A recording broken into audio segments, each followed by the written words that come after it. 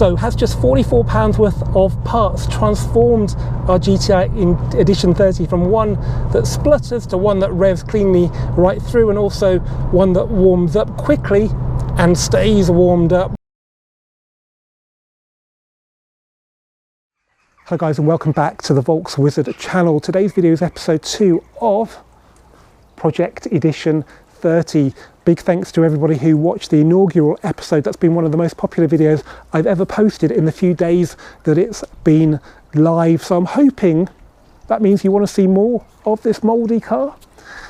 Now, if you watch that episode, you'll know for me to be able to drive it legally, it needs to pass an MOT test. To do that, it needs two biggish problems fixing. Firstly, it likes to misfire at about 3,200 RPM, which a new crank sensor should sort. Also, it doesn't really like to fully warm up, a common Mark 5 GTI issue, which a new thermostat should sort. So in today's episode, I'm going to show you how to replace those two parts, and then after we've done that, we'll go for a test drive to see if they've done the trick. The MOT test and an oil change DIY guide will be in episode 3, so just make sure you subscribe so you don't miss out on those. Now, unlike in the good old days, I don't have a vehicle lift to raise the car up with, but the good news is these two jobs should be able to be done easily on your driveway, just like I'm going to do them. But before we get started, let's just have a look at the parts we're going to fit. Now, the good news is these parts are readily available on the aftermarket. You don't need to go anywhere near your friendly but expensive Volkswagen main dealership. The crank sensor, for example, £22 from GSF. Quite easy to get because it's the same on any Mark 5 Golf GTI. Hella brand, which I probably don't need to tell you, one of the longest serving Volkswagen Group OEM suppliers ever. So if you pay double, triple from a Volkswagen dealer, probably that part anyway. Thermostat was a little bit harder because it's specific to edition 30.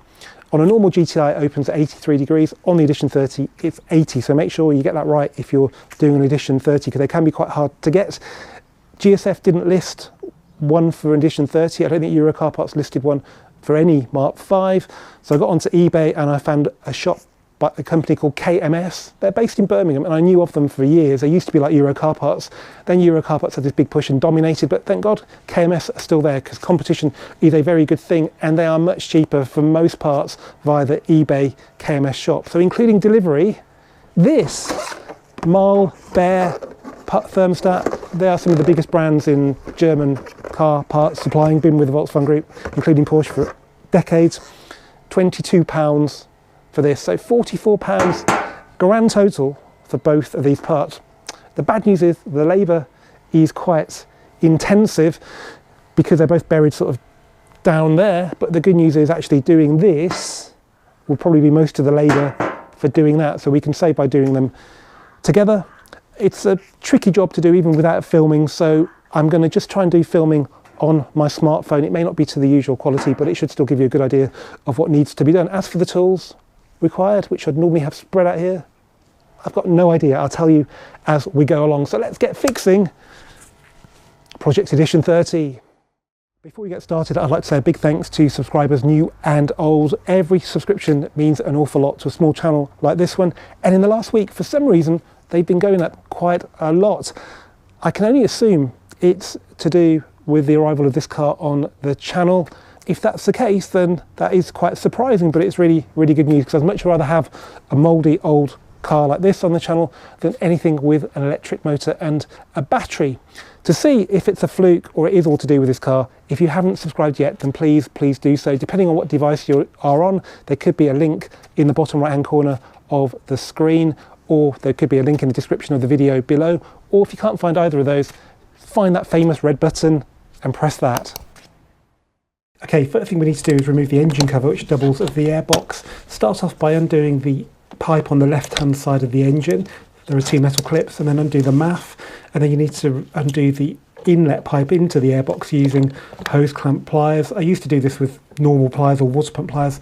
These are much better, so they're worth just buying if you're going to do this job. They're about £8 off eBay, and they'll come in handy when you're doing the thermostat. Be very careful when you pull the engine cover. Whatever you do, don't pull top left hand corner very hard, it'll break. So start off at the front, and then it should work its way off at the back. And just make sure none of the rubber mountings have been left on the studs on the engine. If they have, put them back in the airbox before fitting. Now, to be more specific, the parts we want are behind the throttle body boot, so basically in the middle of the engine, down there for the crank sensor on the right, and the thermostat is sort of, you can probably just about see it behind the alternator. So we're going to get the alternator out, we're going to get that throttle boot off. It's definitely a job that's worth dismantling quite a few things to get to the parts rather than struggling and we're trying to work around them, because nothing is that difficult really. So we're just going to remove the fuel vapor canister first, just to give us some room around the alternator. That's missing a little nut on the back of it that goes to the engine mount, which has probably been left off during a cam belt change.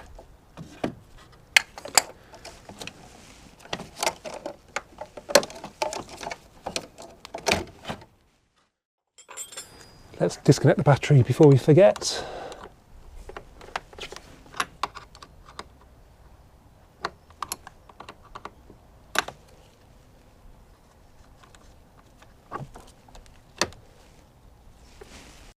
Now we're going to release the tension on the auxiliary belt tensioner with a 16mm spanner and then lock it into place with this Allen key which slots through it. Make sure you use something good and solid because there's going to be quite a lot of pressure on it. Here you can see the auxiliary belt tensioner locked into place using an Allen key. This makes taking the belt off really, really easy.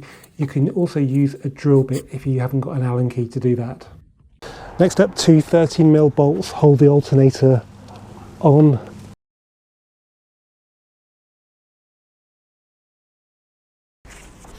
Bit of help from the mechanic's best friend, a pry bar. So we're just going to lever the alternator out of its mounting. There we go. I think we'll just get these hoses away by undoing the bracket that connects to the inlet manifold.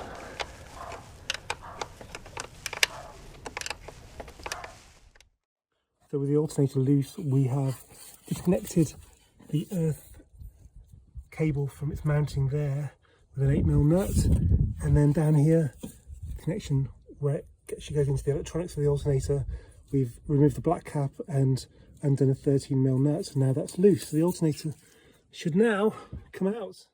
I'm just going to undo the bracket that holds the aircon pipes to the chassis leg with the T25 Torx, because they're making it very difficult to get the alternator out. So with a bit more movement down here, it should be a lot easier. It saves damaging the pipes, which we really do not want to do. And there we have the alternator.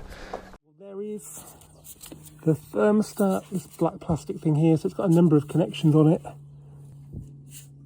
And unfortunately, we need to take a few more bits off to get to it. This is probably where it gets a bit harder on the Edition 30, because we need to undo the throttle body boot. It's mounted on rigid plastic down there, which is bolted to various bits of the engine. So you can't just like undo it there and push it down. You have to undo the whole thing. We've got this diverter valve here, which is tucked away at the back on a 2 litre 200 horsepower Mark 5, slightly in the way. I might have to get underneath and start undoing some brackets just to move that hose that way, because that's really, really crucial. Okay, I'm going to start undoing the throttle body hose, the intake hose.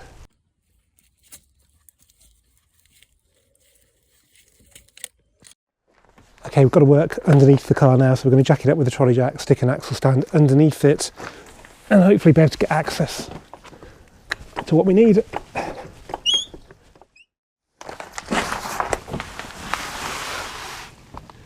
Okay, underneath the car, we've got sort of a medium under tray here.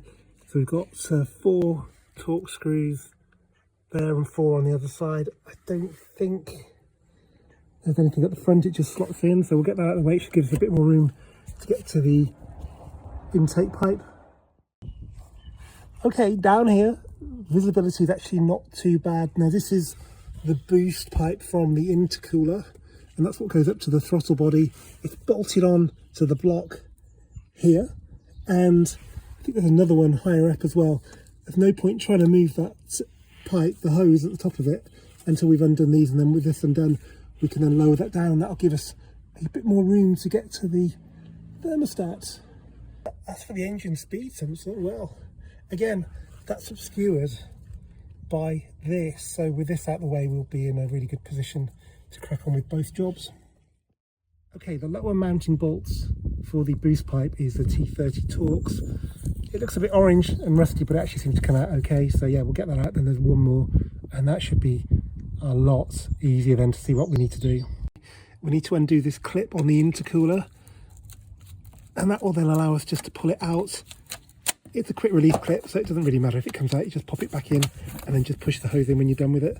That's off, don't lose it, and then this should come off, probably with a load of oil. No, actually that's pretty good. Okay, I've just managed to find the upper mounting bolt for the boost pipe. You can just see it there, hopefully, and it's definitely easier to get it from up here because you can see it from down below. It's hidden by the boost pipe. So yeah, it looks like a 10mm bolt. So once we get that undone, we should have some pretty good access to what we need to get to. I'm just trying to do this plug off the throttle body to give us a bit more room, and the little tab that you press in to undo it has broken off, so I'm going to try and unclip it the other way. Yep, there we go. The good thing is it's still secure, so that's good. It's a bit awkward to get off. And if we undo this one, which hasn't been broken,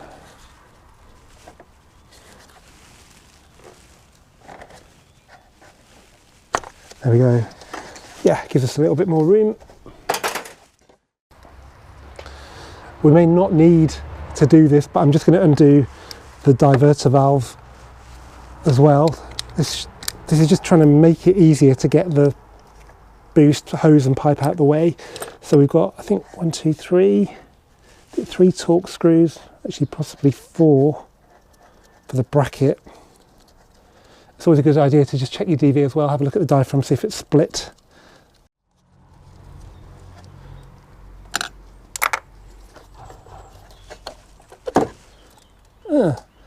Probably shouldn't have fallen into various different parts. It was the all-important spring. Now the diaphragm actually looks in pretty good condition, but looking at the part number, this is a C revision part, and that's quite probably original, which is incredible really considering the cars. So old 06F145710C.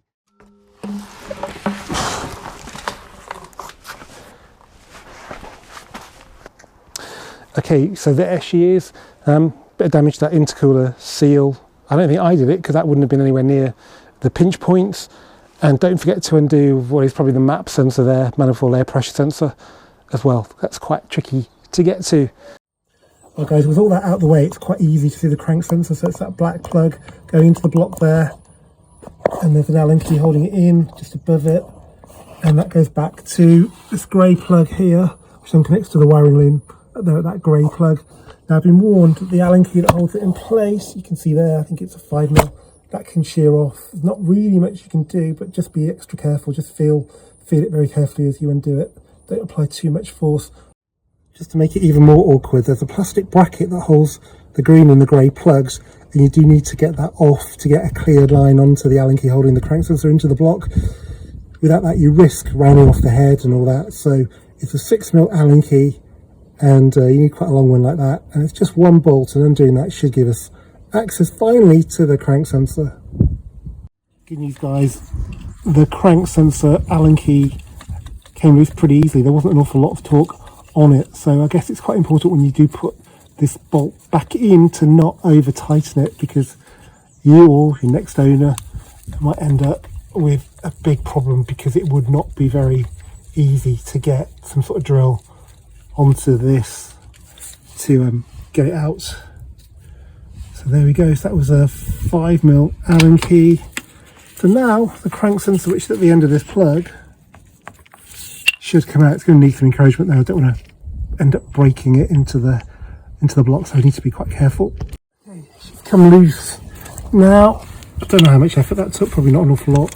Just hope it's intact. Yeah. So it's a bit like an ABS sensor. It's magnetic, and yeah, let's get the new one in. I just thought you might want to see the new crank sensor and the old one. They look pretty similar, which is a good start.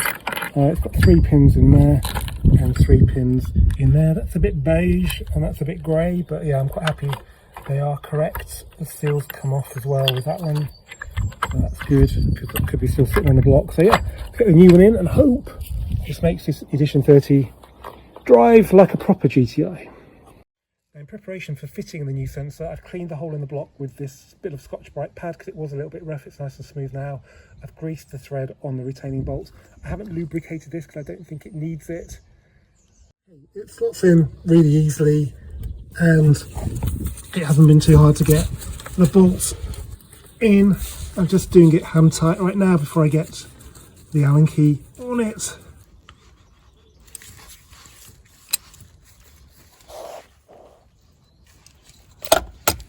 I'll do, not too tight. Okay, let's get all this back together, although we're not going to put it completely back together because we now got to do the thermostat. Okay, there's the new thermostat and there's the old one. So there's just 2 bolts holding it on here and just here, and then it's got all this network of pipes we've got to undo. Now some guides say you should drain the coolant down there somewhere at that end of the radiator, but seeing as we're going to undo these pipes anyway, we only need really the water to come out that's in the thermostat area. So I pulled this quick release clip off this hose down there that's got a sensor connected to it, and I've had to encourage it a bit with a rubber mallet, but it's coming off now. So hopefully if we get down here, so if I pull on this hose now, it should drain into this container. Okay, that's off. Okay, that's the T30 screw. Let's get that off, and that should then, it's not very tight, that should mean just one more hose, which is that one there with one of those annoying clips. Okay, I've got the hose clamp pliers on that hose, and I've put some lube on it to just try and work the clamp back. Going back, it's coming off, that's good. Okay, that's away from the thermostat now, so we'll just park it there. Now even though they're pretty much undone, we can't get them off the thermostat until that bolt there is undone. And to keep us on our toes, it's an M5 spline, and that kind of holds the metal pipes that become hoses firmly onto whatever bracket is there, so they're not going to move until that's undone. So let's get that off. Now with the upper hose off, it's just that one that was bolted in that we need to get to. Again, this is going to be bolted in somewhere down here. I should really remember this, but if I'd remembered it, I'd have really dreaded doing this job because I've forgotten how much of a pain it is. It's a silver bolt. They're hidden by that wiring loom clip in that bracket. Can you see it? Again, I think that's another spline one, just like the one we took out before. Can I point to it? It's just there. That goes up to the metal pipe, which you can see there, it's black. Without undoing that, we've got no movement at the thermostat, so let's get onto that, get it off. Okay, that was rather fiddly, but we got there in the end. I'm not even sure that's the last one though.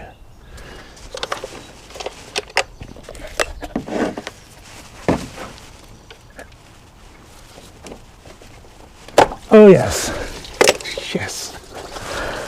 Okay, so that's everything off the thermostat now. Just these 2 bolts holding it in, which are 10 mils. So yeah, let's get those off and get it swapped over.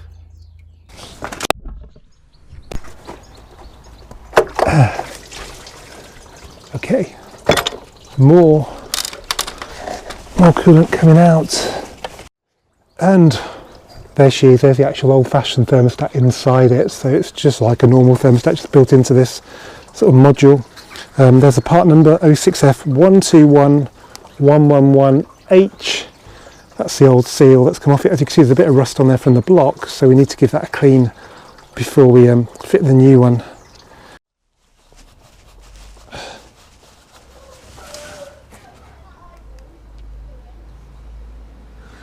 Okay, I'm happy with that. Now, time to get the new part on. We're just going to lube the seal with some coolant.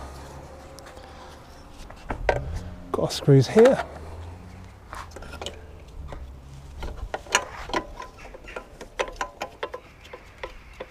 Yeah, a little tip then. get the pipes onto the thermostat, and then you'll find that it's probably sitting in the right position for the bolts to go in. Just make sure when you're putting the bolts in that you tighten them in by hand first, because you don't really want to cross thread.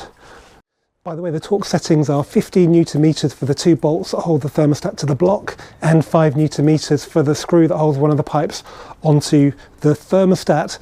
Once you've got that on, the rest of the refitting process is a reversal of the removal process. Once you've finished, don't forget to top up the coolant, check for leaks, and then once the car's been warmed up and cooled down again, then check the level and make sure it's above the minimum. It might also be worth ordering a spare intercooler O-ring. I got one next day delivered from an eBay seller. Original equipment quality, just £5.14. Okay, with that done then, let's go for a test drive and see if we now have a Golf GTI that will rev beyond 3,200 RPM and has a coolant gauge that quickly gets to 90 and stays there.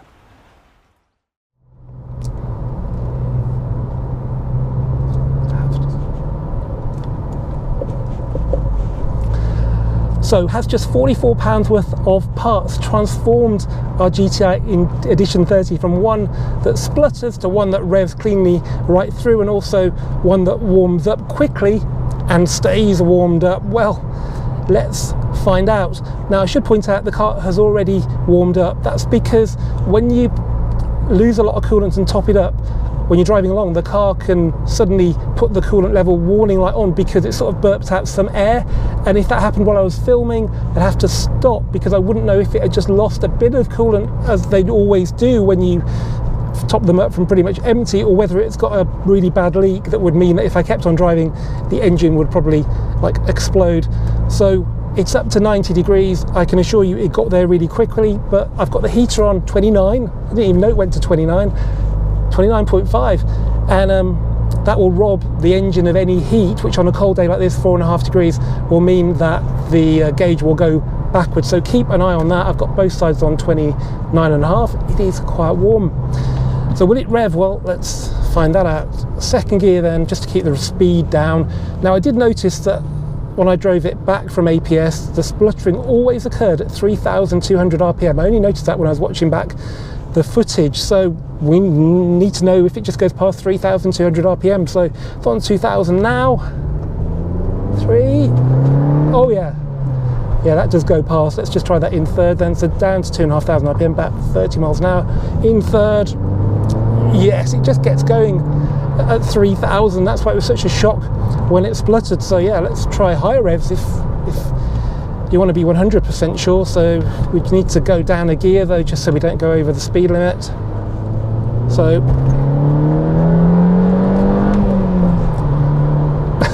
job's a good one. Now I'm going to drive gently now so we can just see if that gauge starts to go backwards. It's still resolutely on 90, which is very good news. I should mention that somebody commented on the first video, someone who'd done 200,000 miles in a Mark 5 GTI, and said there's more than one thermostat on these cars, and for some models that is true. Not this one though. Some cars have got secondary thermostats. Some of them have even got 2 of those, and they can give you the same symptoms as the main thermostat. Now, if that is the problem with your car, then you're really lucky, because it's really easy to change the secondary thermostat, but this car doesn't have one. So it's going to be the big job every time, I think, if you've got an 07 plate manual Edition 30. But do check that before you start stripping the car down and doing that massive job that I had to do on the main thermostat. Now in episode 3, we're going to do 3 things. Firstly, we're going to polish the headlights, because I don't think it's a good idea taking it for an MOT test when they're that cloudy. So it may not be perfect, but I just need them to look better, because I'm pretty sure the tester, he should fail them, because the output at night is going to be absolutely terrible. And then we're going to do an oil change as well, because this car's been running on choke for quite a long time, and that could mean that the oil's polluted with petrol, which isn't good for the engine at all. And then we're going to go for that MOT test, which I have pre-booked, so look out for that, guys. The last thing to do in this video though is to pull over and just check that we have no fault codes. So yeah, I'll see you in a sec.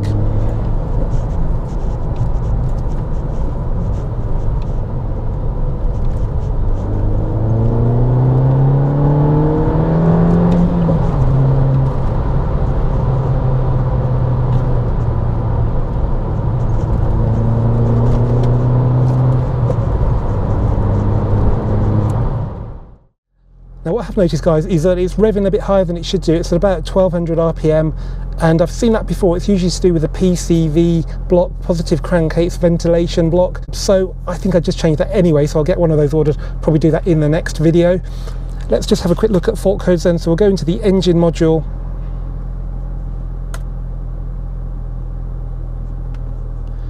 And we have one fault, that's all, and that's to do with the idle control system RPM higher than expected, which is exactly what you'd expect when that is happening. So yeah, we've got another fault to fix, but that is the way with old cars. Anyway, guys, as ever, thanks for watching this VolksWizard video. Keep subscribing, keep commenting, and I'll see you for more faults with Project Edition 30 very soon.